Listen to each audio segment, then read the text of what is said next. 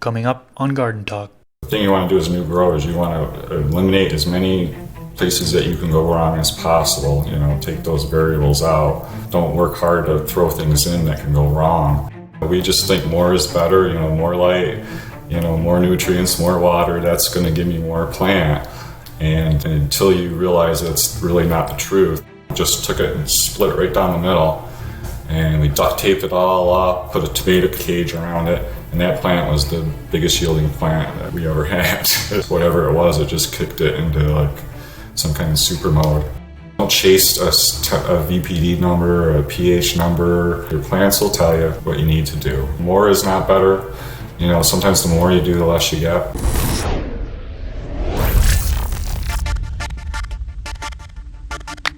What's up, everybody? If you that don't know me, my name is Chris, aka Mr. Grow It, and you're tuned into the Garden Talk podcast. This is episode number 81. In this episode, I interview Kronic's Grow. He has been gardening for 15 months and has experience growing in soil as well as deep water culture. He likes to keep it simple, and he talks about what he does at his garden in order to be successful. This episode includes a lot of good advice for beginner gardeners. Thanks to all of you who support this podcast through Patreon. If you'd like to support, you can do so by going to patreon.com/MrGrowIt. Before we get into it, I want to acknowledge that one of my goals for this podcast is to bring zero cost for information about gardening, all plants, to the general public. That being said, I'd like to thank the sponsors of today's episode who helped make that goal possible.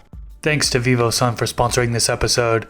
VivoSun has been one of the top manufacturers of horticulture equipment for over 10 years. As some of you have seen in my grow videos, I have grown successfully using their grow tents, their inline fans, LED grow lights, HID grow lights, and numerous accessories. VivoSun continues to create really interesting technology that makes home gardening easier. Check out their website at vivosun.com. I will provide a link in the YouTube description section below.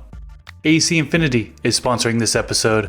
Their clip-on oscillating fan is now released. I've been using their 6-inch version for over 6 months now, and I absolutely love it. It's easy to clip on the side of my grow tent, and it has 10 different speeds, which makes it easy to control air circulation. They do also have non-oscillating versions of these clip-on fans. These fans are currently in high demand. When they sell out of the fans, which I expect them to often, you can pre-order them for the next release. You can also use discount code MrGrowIt if you're buying off their website, acinfinity.com. That discount code works for all AC Infinity items, or discount code MrGrowIt15 if you're buying off Amazon. Thanks to Ventana Plant Science for sponsoring this episode. I started using their bottle Flavor in my garden. Flavor can be added to any nutrient lineup. Studies have shown an increased yield of 14%, and also increased terpenes from 1.1 to 2.4%. Flavor is an all-natural polymer that holds nutrients in solution. It also prevents precipitance of nutrients and increases nutrient uptake. Flavor is available on growershouse.com. I'll provide a link in the description section below, and you can use coupon code THESTASH for a discount. And we are back. Welcome to the Garden Talk podcast. Today I am joined with Kronic's Grow. How you doing today? Hey, I'm doing great. Thanks for having me on, Chris. Thanks for coming on. Today we're going to go through a ton of tips for beginner gardeners. So there's so many people out there who are starting their first garden, especially as legalization sweeps across the world here. So in this episode, I want to go back to the basics. I'm not trying to scare off any intermediate or advanced growers because I'm sure there's going to be some takeaways for you, even if it's just a reminder to keep it simple. But first, let's do an introduction. Can you tell us a little bit about yourself and how you got into gardening? Well, I may not look it, but I'm 55 years old. I have 3 grandchildren. I rescue animals. I got a couple of parrots, some cats, and a dog. My first introduction to growing medicinal plants came when I started helping a neighbor with an outdoor grow. I was pretty much just a helper, and especially at the end when you had to do all the trimming. But then I met a girl, and we bought a house, and we moved away, and it's a upscale neighborhood. You can't really be doing that out in the backyard, where I live now. And plus there's a lot of, it's a big open area. There's a lot of traffic, and it's, it wasn't possible. Plus we just bought a house. We didn't want to take any chances. And then all of a sudden legalization it was here. I had a long talk with the girlfriend to try to get her out. Just said it'll just be a small little thing and don't worry about it, it'll be okay. And I went on YouTube, started watching all the videos, and 15 months later, here I am. I've had three, I'd call the first one successful because I finished, but I've had 3 grows in 15 months, and I'm about to finish my 4th. I'm getting the perpetual, but my perpetual is just about set up, so I'm in a really good spot, and that's about it. Sweet. And now you have a YouTube channel as well, right? Yes. I took the leap. I mainly did it in the beginning just to kind of record my progress. It's good to look back and see, where you started at, and just have a little fun and, see what could happen. And then I was lucky. I hooked up with the folks from ILGM, and they took an interest in my channel. They helped me get over that 1,000 sub hump, with a couple giveaways and things, and that led to Spider Farmer. So they've been really good to me, and that having a channel really helps in that way. You're kind of doing a favor for a company by showing their product, and in return you're getting product. So it's a good, as long as you find decent companies to work for, and it works out good. Yeah, absolutely. And as always, I'll definitely have a link to Kronic Grow's channel down in the YouTube description section below. And if you're on one of the podcast platforms, just search for it. You'll find them. So what's your overall style of gardening? I mean, are you indoors mostly? Do you do any outdoors? Organic, synthetic? What's your style? I'm indoor in soil. I use synthetic nutrients. I did try the Fox Farm Dirty Dozen a grow ago. It's a little more, I guess it's a little more organic, but it was just so many bottles, and it was really hard for me to really understand what I was feeding at times. And so I went back on that, went back to the general hydroponics that I started with. It's just so much easier. What's going in there. It's simple. It's really hard to mess it up. Yeah.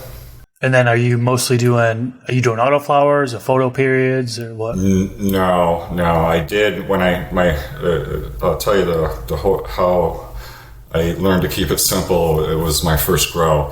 I went on YouTube, I'm watching all these videos, and some of the choices I made, I started off with DWC.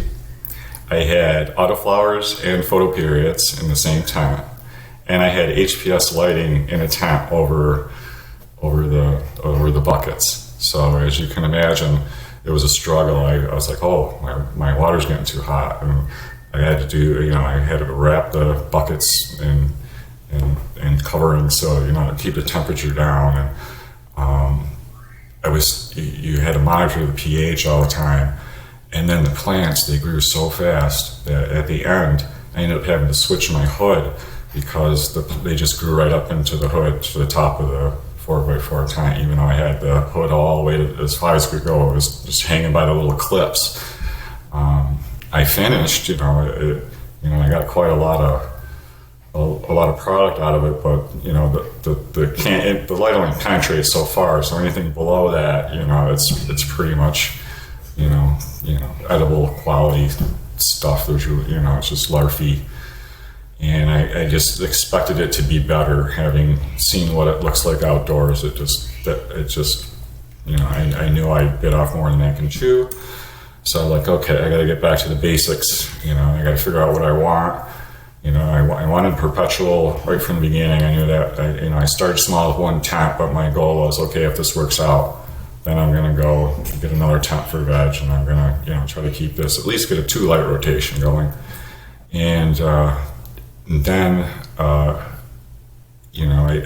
started learning, about overwatering, too much light, too many nutrients. And once I learned that I didn't really have to do that much with soil. Soil seemed like the way to go. I was just the very first one with the DWC just took up so much of my time. I was down there, you have to check, that pH is so important when you're in that kind of a system. Soil, it's not so important. You got a lot wider range, that you can play with. And now, it's expanded. I got a 3 light rotation going. So it's every 8 or 10 weeks I'm harvesting the tent. Yeah, the DWC, I mean, you mentioned the water temperature being high, and that's a concern for me because I live in the desert, and it's like, I think it's 113 degrees out today outside, and like inside here, my AC is on the entire time, and it's it's like 79 degrees Fahrenheit right now. And the water temperature, if I were to run a DWC system, I'd be struggling just like you mentioned, because you need to keep the temps at a certain degrees. It's going to need to be below a certain degrees or else you can come across problems. So yeah, I can imagine why you're going towards soil and how it's a little bit more forgiving than a DWC system. Now, are you still with HPS? You mentioned you had that, or did you switch over to LED? Like, what are you using for lighting right now? Well, right now I'm in flower. I'm flowering with the Spider Farmer SF4000 in the 4x4. This would be my second flower with the LED. The HPS was doing just great. I could have continued with that. I may, if I struggle again, I had a little bit of an issue with temperature in the winter. I am from the Northeast, so even though I get heat, I get heat and AC from the house, it's still always a little bit off than what it actually is in the house. So now I've added a little bit I just have a little oil heater in there. I set that to like 72, and then it never really gets below that down there. So I'm real lucky with that. But a lot of people would say I grow pretty cool. I never get above 80 degrees in the tent. That's pretty rare. That's a real hot day. It must be nice. For me, it's a struggle. I'm always running an AC in order to try to keep things cool. But when it comes to lighting, I want to dig a little bit deeper into that because there's so much when it comes to lighting. I mean, it's so easy to look at lighting, if you're shopping for lighting, seeing all these different technical specifications and get overwhelmed, right? So do you have any general advice for like beginners, maybe that they're shopping for a light or even using light, tips for using lights? Well, light's important. If you're going to veg, light's a little less, the kind of light you veg with is a little less important than the kind of light you flower with. I mean, your yield is based on your light, your wattage of your, the amount of power that your light is putting out. And your quality is really the grower talent, the healthiness of your plant when you flower it. All the different lights worked. I've seen people grow under CFLs, flower under T5s. You can flower under any of the systems work. It really, it's what you can afford. And, that there's nothing wrong with starting small. And then, it's kind of what I did. I just started small. The HPS, an HPS system, a 600 watt HPS system is nothing. With a dimmable ballast. You get 2 bulbs, the ballast, a hood, and it's pretty cheap. And you have the wattage, the 600 watts on the 4x4 is kind of really what you want, to flower out a plant and get some yield. I use T5s in veg. I just like the way, I tried to do a little LED in veg, and I like the way the T5s work. I mean, I start with very little light. I sprout with a 2-foot T5. And I just put it right on top of the dome.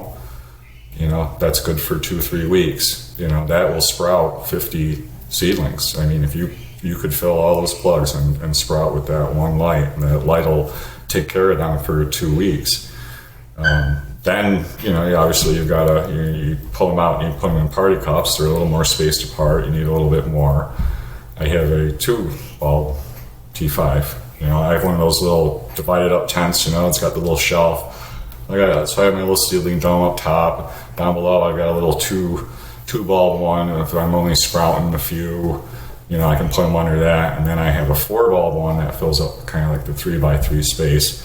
And then when they get a little bigger in the solo cups, I can keep them all in there. It's all on that 24-hour light cycle. So, that all works out great. Then I move them to 2x4 that's got 4-foot T5 bulbs in it. And that's where I grow them. I try to fill that 2x4 out, get a full canopy in that. Once that 2x4 is full, it halfway fills my 4x4. And then when I flip the flower, the stretch, they'll grow twice as big. And then I've got a full canopy. And it really kind of, I really try to step the lighting up. It's a very slow incremental process. When they're little and they're young, they don't need a lot of light, and they just need a little bit of light. And that little bit of light is what you're trying to grow roots. You're not trying to grow vegetation. In that early seedling stage, you're trying to get the roots to grow, and just a little bit of light is all they need. And it's cheap, and it saves you a lot of money too. You're not blasting it with more light than it needs. They respond a lot better. I strongly believe that light is kind of like shifting gears in a car. It's got to be, you kind of work it, and if you hit it at the end where that last couple weeks you're at 100% in your flower top, you did it right. And you're getting and then your plants are getting the maximum amount of watts, the maximum amount of light at the end when they really need it, when they're finishing off and can use that gas. Yeah, and I just want to repeat what you had said towards the beginning there is the light that you could use. A lot of people get caught up to like, oh, you need 3,000 K for flower and 4,000 K for vegetation stage, and that's just not entirely true. You can literally grow the plant from seed to harvest with the same spectrum. So I think a lot of people, unfortunately, there are beginners out there, they're spending money on 2 different grow lights in order to have them for the different stages. And it's a little bit of an overkill. They're just unknowingly going out and spending money when they don't really need to. So I'm glad you actually mentioned that part because, that's a common misconception, sure, about lighting. Absolutely. Right. Yeah. Spectrum has really little to do with it. I mean, and if it does, the difference is so small that I don't think it's really that noticeable. I know people, the light companies will argue differently that, but it's they're kind of like the nutrient companies, they say, well, my light gives you 20% more if you use mine. It's the same sales technique. Tons of marketing getting shoved down your throat. Yep. It's every light company has the best light when you talk to them. So it's crazy. You mentioned too much light being an issue for a lot of new growers. Can you get deeper into that? Like how do new growers know when they're giving too much light, and how do they adjust their light to fix the issue? You'll find as we go through this thing that the too much thing will pop up a lot. I think it's a guy thing. That's probably why girls grow better than we do. We just think more is better. More light, more nutrients, more water. That's going to give me more plant. And until you realize it's really not the truth, and you step away from some of that and you give it really what it needs, and nothing more, then with light they respond better. It's you can stunt them real easy with too much light, and it causes you just burn them up.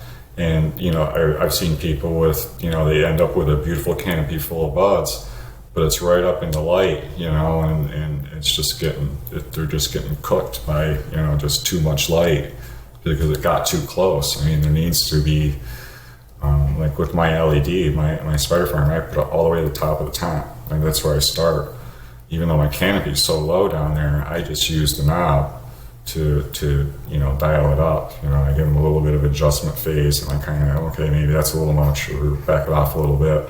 And then from then, it's just like every week when I water, I might turn it up a little bit and kind of ease it up that way. And it works out fine.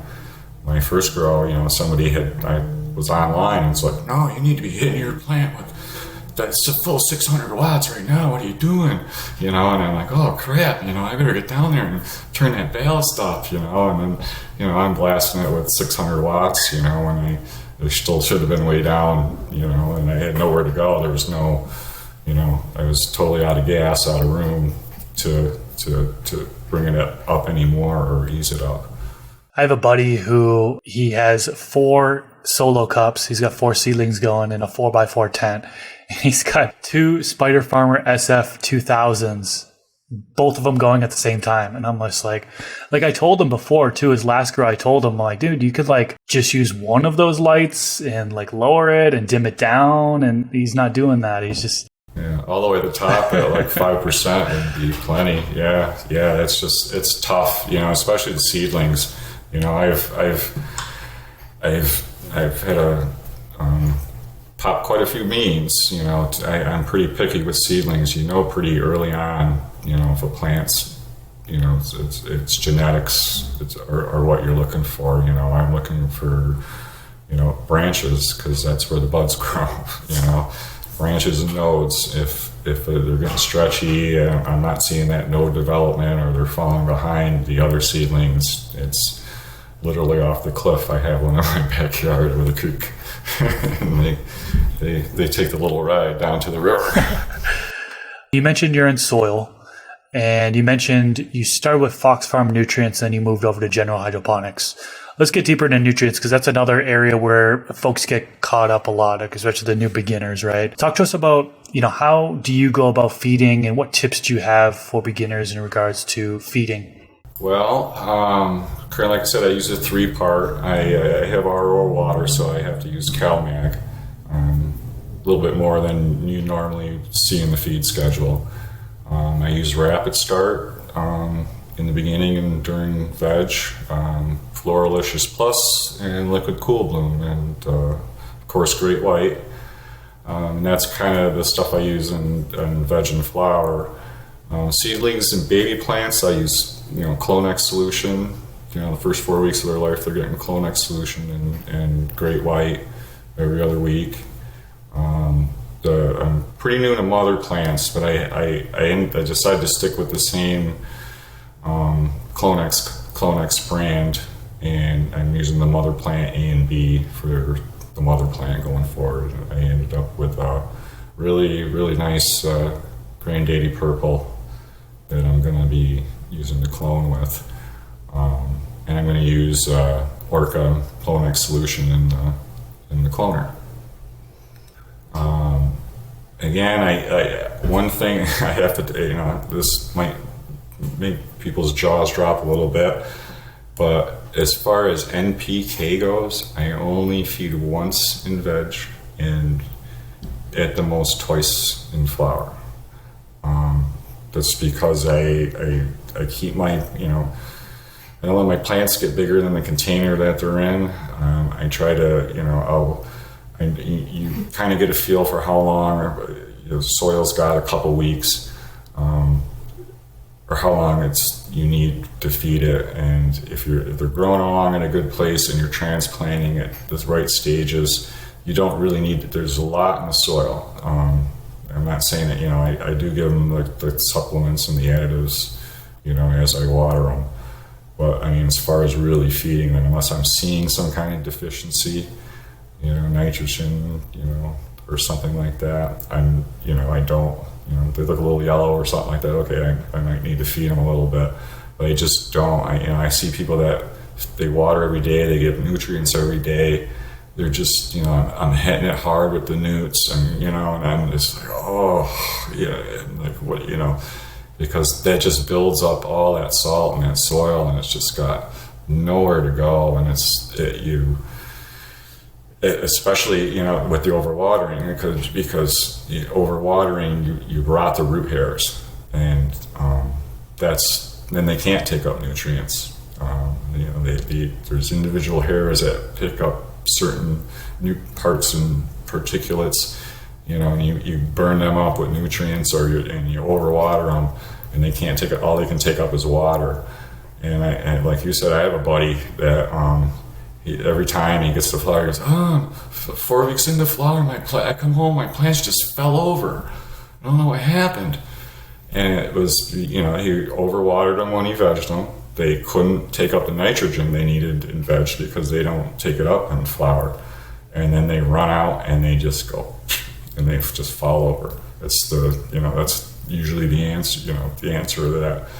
And, the overwatering thing, I really can't stress enough about, because I think that's probably the number one problem that new growers do. They think that soil has to be wet all the time, and this plant is just not like that at all.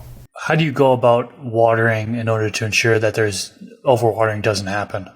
Well, I always water to runoff. I make sure that the pot is completely saturated. I've got water coming out. I'm careful that I'm not, trying to do it too fast where I'm getting the runoff off the sides. You got to get a feel and then I get a feel of the pot. I know how much it is when it's heavy, and then I don't water it again until I can just pick it up with my finger. Or it's like super light. I just wait until it's dried out, or I see some kind of, if it looks like it's wilting a little bit, the leaves are kind of bend down a little bit. I don't like it to, underwatering is bad too, but it's not as bad as overwatering. You can, if you start seeing wilting, okay, if you write everything down, which I also recommend, if you got a garden, if you're watering, feeding, you should be at least writing that down, water, feed, or something, at the very bare minimum, so that you can go, okay, I watered 5 days ago, it wilted today. Next time I water, I'm going to do it a day earlier, and I have the flower plant I have is in a 7-gallon pot, and for the first 4 weeks I only watered it once a week.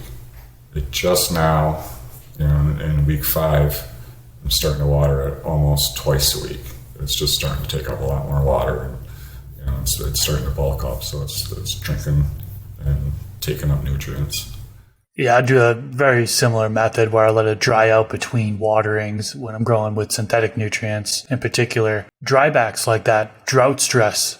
A lot of people say that helps with the secondary metabolites, those trichome production. So it's a form of stress, precision stress, that's bringing out what we want in the plants. So I thought that was worth mentioning there. Now, are you aiming for a specific EC or ppm during the different stages of growth, or what?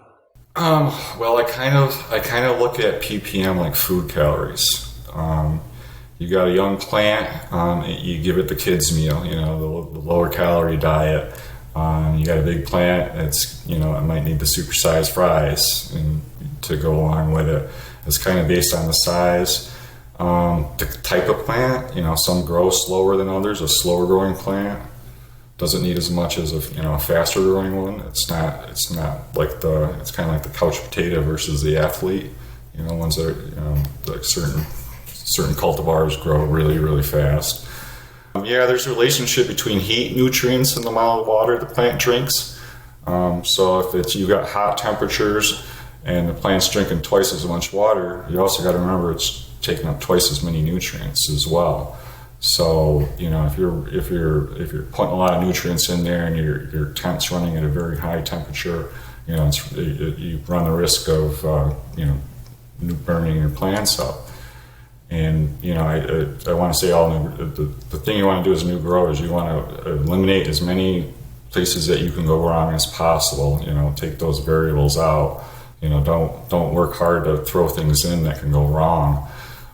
Just because you've seen it on YouTube, or you read it on the internet, or some your buddy told you this is what you do. Gotcha. I also want to get into pH. You talked about how pH was super important when it comes to DWC hydroponics. In soil, a lot of people argue that it's not as important. What's your take on pH, specifically when growing in soil? Talk to us about, do you monitor pH? If so, what do you aim for? So on and so forth. Well, I aim between 5 and 7. If I'm mixing my nutrients and they're out of that range, which, sometimes I have, I use a lot more pH up for some reason, probably because of the RO water than I do down.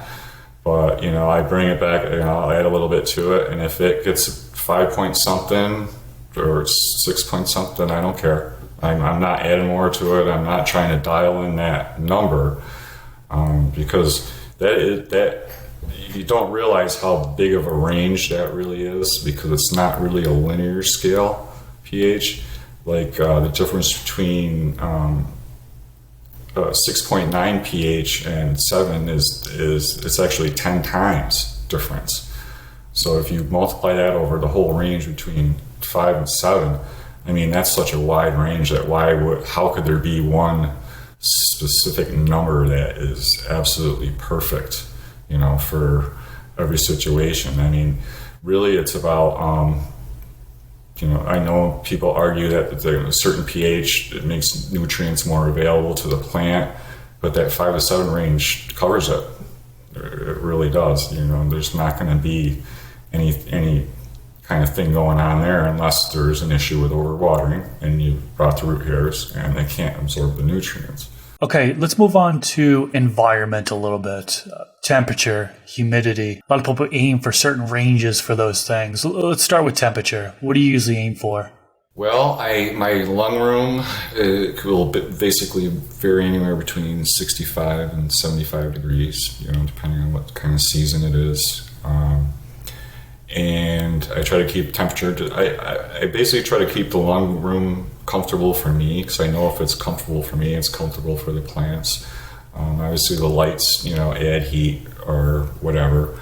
But I've had no, I've had no issues. I've had 10, 15 degree temperature swings at night. Absolutely no real issues. The only time temperature really might be an issue for me is when I got seedlings or something like that. I might use a little heat mat just to, kind of a little bit of more radiant heat. But I don't really, I monitor it. I like to know what it is. It tells me if something's wrong. If I see that my humidity all of a sudden is 70%, I must have forgot to empty the dehumidifier. It's more of I'm looking for the extremes more than a precise area. Kind of just like I treat it just like the pH. Is if I'm in that happy zone somewhere, I'm not going to spend a whole lot of effort to chase a number or get a VPD. I don't really worry about that. That doesn't, there's no VPD in Mother Nature. I wouldn't say, it's just not, for the amount of effort that it would take to try to maintain that environment. I just don't see the need to chase something like that, especially if you're starting out. Maybe if you're in a facility and you're trying to dial, I don't know, even then I wouldn't see the value. There's no value added in it for me in my grow. Let's put it that way. I'm not saying there's something wrong with it or whatever, but it's just not something that I focus on. A lot of people are actually within the VPD range without even trying. They'll look at the chart and they'll be like, "Oh, I'm there already," and they're not even no effort. My AC Infinity controllers it gives me a VPD reading. I know it's a little off because I don't enter the leaf temperature or anything, but it's always 1, 2, 1, 3. It's always right around there. It's not that far off. Depending on what chart you look at too, and there's all these different charts too. It's like, which chart is the real chart? It's why spend the time? No, you're absolutely right. There are several charts out there, and it makes things confusing because you look at one chart and you think you're in the right range, and look at another chart and you're out of range.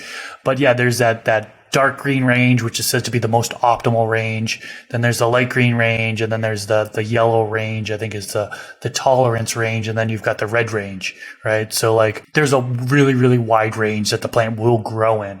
So if you're a beginner, chasing after VPD, probably don't want to do that for your first several grows. Well, that was something I picked up growing outdoors too, because the Northeast is just you can get all 4 seasons in one day here. And the first year, I'm like, "Aren't you worried? It's just it hasn't rained in 3 days." He's like, "Oh, I gave it water a couple days ago. It'll be fine." And I'm like, "Oh my gosh, did you see that wind last night? It just blew the thing. Oh, it'll be fine. Don't worry about it." And then towards the end, it's dropping down to like 45 at night, and I'm like, isn't it getting too cold at night? No, it'll be fine. Don't worry about it. And the plant does great. I've never, I've seen wild swings in outdoor temperature, hail, you name it. It'll throw it at that plant, and it does great. Sometimes it helps, the plant. Like you said, the stress. I remember one plant we put outside, and the woodchuck split it right down, just took it and split it right down the middle. And we duct taped it all up, put a tomato cage around it, and that plant was the biggest yielding plant that we ever had. That's whatever it was, it just kicked it into like some kind of super mode. That's wild. So maybe the stock splitting technique isn't actually bro science. Well, if you shape your plants up, you inadvertently are going to split stock. I mean, it's. You remember the first time that you ever topped your plant and you're holding the clippers there and your hands are shaking and it's like, oh my God, what am I about to do here? And you cut that off, and or the first time you're trying to bend a branch and you just split it or you break it and you're like, oh crap, but it's duct tape fixes quite a bit. And they, if it does, when it does heal, it's a big knuckle. The plant responds pretty good to it. You can't be afraid to manhandle them a little bit. I think they like it when you bend them and break them. They are resilient plants, and most of the time they will recover fully. One more thing I want to touch upon. You touched upon it first when we talked about temperature, and I just want to circle back to it, and then we'll move on, which is you talked about the lung room temperature, and I'm really, really glad you brought that up because that's an important piece that a lot of people don't bring up. They just talk about the temperature in their grow environment, in their grow tent, for example. But the lung room, for those that don't know, is the room that your grow tent is in, for example. So a lot of people will condition that room with the proper temperature and humidity. And you said it's between 65 and 75 degrees Fahrenheit, which is usually slightly lower than what people typically run in their grow tents, 75, upwards of 80, sometimes up to 85 degrees Fahrenheit. But it's important because when you're bringing air into the grow environment, if you're aiming for 80 degrees Fahrenheit temperature, for example, and that's what's in your grow tent, and that's what's in your lung room. From my experience, I've always run into issues if my lung room is similar temperature to what's in my grow tent, because you're just bringing in more heat, right? And your grow light is creating that heat, and you're just running into heat issues. So I think that's a great tip, is to run a little bit lower of a temp in your lung room. And of course, have it to be the proper humidity that you're aiming for. Have that in your lung room as well. So the air you're bringing into your grow tent is of the ideal range. Right. And when you start having to add heat or cooling, you're adding money to your grow. It's once you do that, is it cost efficient to grow? If you've got to spend a lot of money, I'm fortunate that I have the ducting, already there, and I could add just a little bit of supplemental heat, and at the times that it needs it, and then I can put it away. It's kind of like the dehumidifier. The heater and the dehumidifier they're both about, I think the heater's a little more watts. But I'll use the heater in the winter, and then I use the dehumidifier in the summer, and I don't use the two at the same time, and it just works out. It works out well. I'm just fortunate with the grow space that I have that it maintains such a good temperature. It can certainly be super expensive when you have all this equipment: heater, air conditioner, dehumidifier. All those things add up in your electricity bill. And I know I've had shock before looking at my electricity bill. I'm like, what the heck happened here? Specifically when I was running a portable air conditioner. And I got rid of it because I was just like, forget it. It's not worth it. It's financially, it's not worth it to run it all the time. And it's definitely one thing to evaluate is how much equipment you're having and the energy consumption. Even a dehumidifier, I have one of those things that tests the watts. I had no clue that thing was drawing 600 watts. That's as much as adding. That's another light in your grow space. And that's my first grow, I was running that thing all the time. I'm glad I figured that out, and I don't have to do that anymore. Yeah, it's definitely good. The less energy consumption, the better. Let's move on to plant training. something that a lot of new growers do, can be very beneficial for numerous reasons. Talk to us about how you do your plant training. Well, I start right in the solo cups. As soon as I start seeing those nodes developing on the branches, on the stems, and I've got a couple nodes there, and it looks like a good spot to nip it off, I'll nip that top off right there. I don't know if you call it fimming, just taking the one top node. There's a debate on what it means, but anyways, I'll do that. And then I also clean up the bottoms, anything that's not going to catch up to the top, any lower branches, I'll cut them off early too, And so I start there. As the plant goes, I'm always trying to open up the plant. My goal is to make the plant low and wide. I don't want big tall legs. I call them facility legs. You see those videos of the facilities, and the legs are like 6 feet long, and then there's like this 3 foot canopy, but your light only, LED will penetrate 2 feet, HPS 3 feet maybe. So where did all that time go to grow all those legs? All that leg is kind of wasted time. Especially, if you're in a facility and you have 20-foot ceilings and you can have your lights all the way up there, okay. But if you're growing in tent, you can only get so high.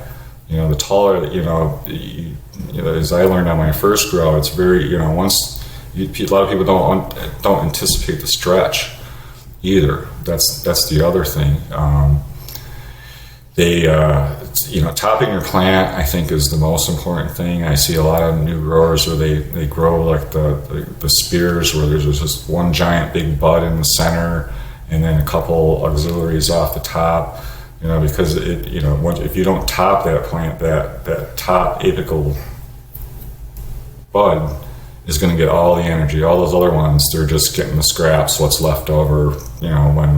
When the big bud eats, they just get the table scraps. Or if you top your plant, you widen them out, the energy is distributed more evenly. You might not get this spear of a bud, but you're going to get the tops, which we all know that's the best part of the bud. I bend them, I break them. When I'm trying to widen them out, if I can either top them to shorten them up to let the other branches catch up, or I can bend them down. And I don't tie them down. I don't think that's effective way to do it. It's really hard. Believe it or not, the plant's pretty strong. You can tie it down and it will turn a corner and still go straight up on you. If you break the herd, you bend the branch.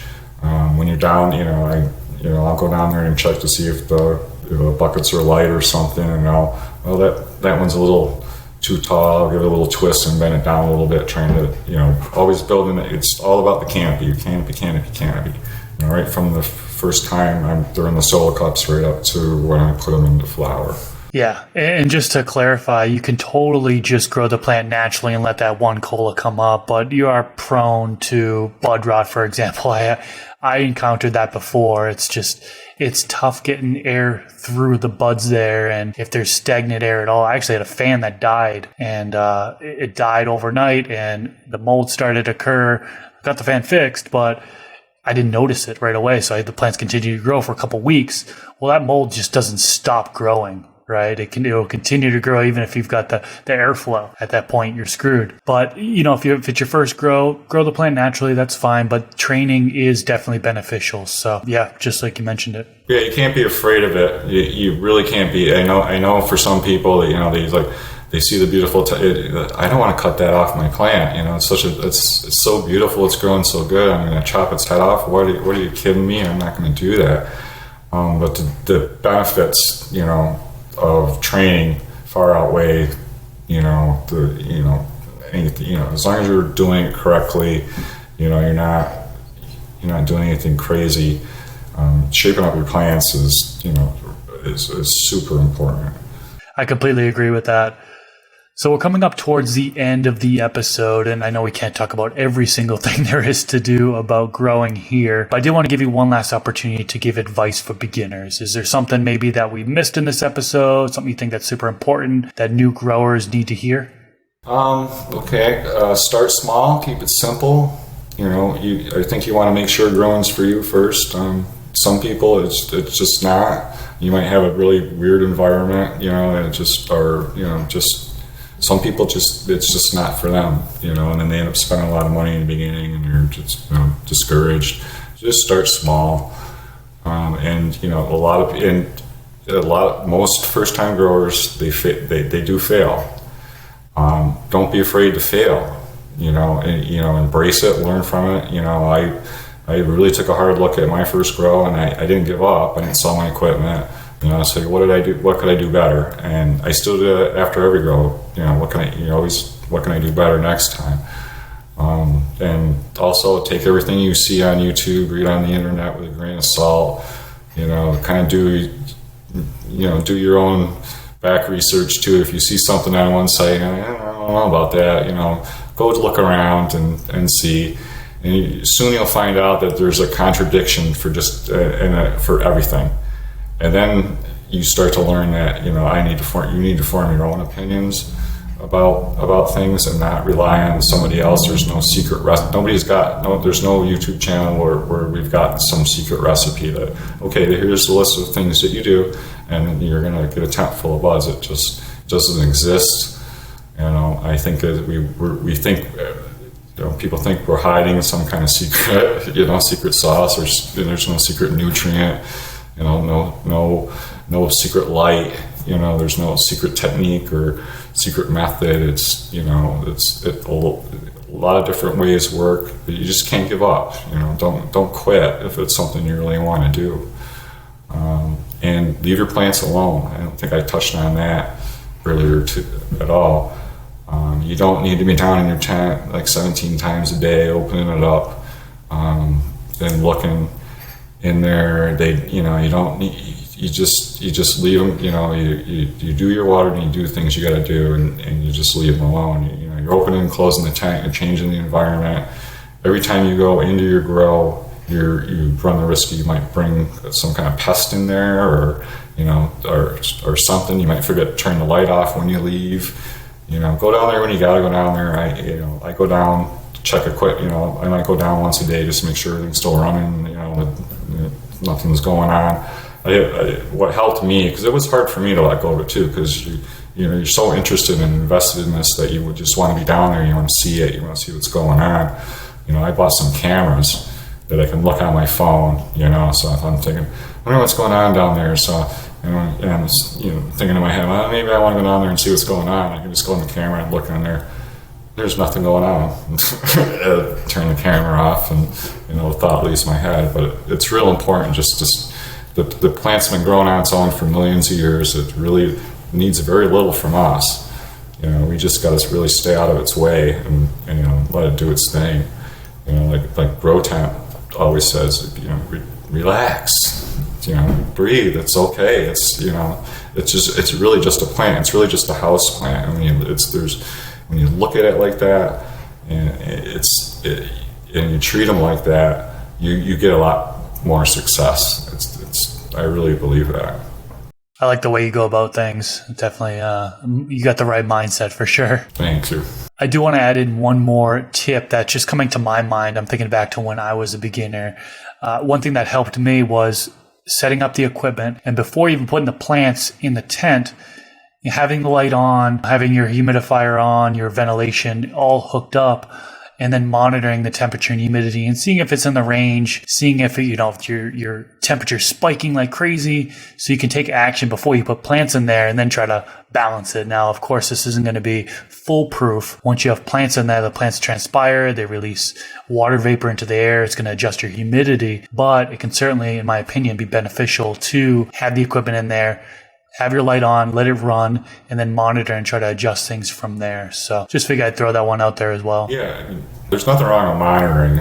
It's good to know. I'm glad I did. There was in my first grow, I noticed quite right away as soon as the lights went out, because my ambient room temperature was low. Once that HPS cuts off, it cools off pretty quick. That tent cools off pretty quick, and once that tent cools off, the humidity just went.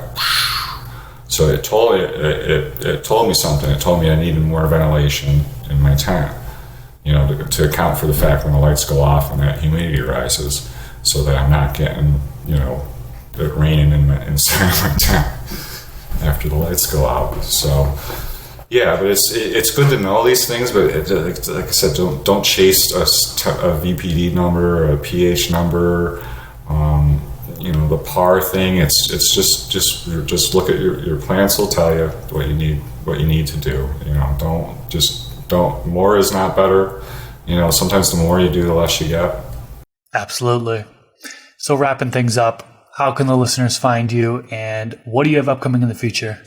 Well, my YouTube channel is pretty small. It's Kronic's Grow. I think you said you put a link down there. I'm also on Instagram on the same name. I'm going to be trying to pump up the membership on that pretty soon. I ended up having COVID twice in 15 months, so my YouTube channel suffered a little bit. I'm pretty much just making music videos now with plants in them. As I mentioned earlier, I'm about to start cloning, so I'm going to do some videos on that. I got a turbo cloner, got a mother plant, going to document the whole process, hopefully. So, and that big plant I have, that big single plant I have in flower, that should be harvesting in maybe 3 more weeks. So last harvest, I was messing around with the time-lapse video, so I had a lot of fun with that, condensing the whole chopping process and bucking the buds all into like a 3-minute video, and it really took all these hours, just to watch that. It was pretty cool. And put some, I do stuff like that. I think next up I've got some black widows, and I ended up with 3 black widows and 1 white widow out of the last batch of beans that I popped. So they're looking really good. So I'm hoping to get that. Spider Farmer sent me one of their new 8x4. They started making the bigger tents now. So I got one of the 8x4s when they first came out. So I'm just waiting to get the right opportunity to get that set up and then double my flower space. So that's hopefully document it the whole way, and viewers can follow along and watch it. Sweet. Sounds like a lot of exciting stuff upcoming in the future. I'll definitely have a link to his channel down in the YouTube description section below. If you're listening on one of the podcast platforms, just search for him. You'll find him. If you enjoyed this episode, click that thumbs up button. Subscribe to the channel if you haven't already. Every single weekend, I'm releasing a new Garden Talk podcast episode, and I'd love for you to tune into future episodes. Kronic, thanks so much for coming on. This has been cool, going back to the basics, talking some beginner tips, beginner-friendly information out there. So appreciate your time, and hope you enjoy the rest of your day. Thank you. See you later. Peace out, everyone. See you in the next episode.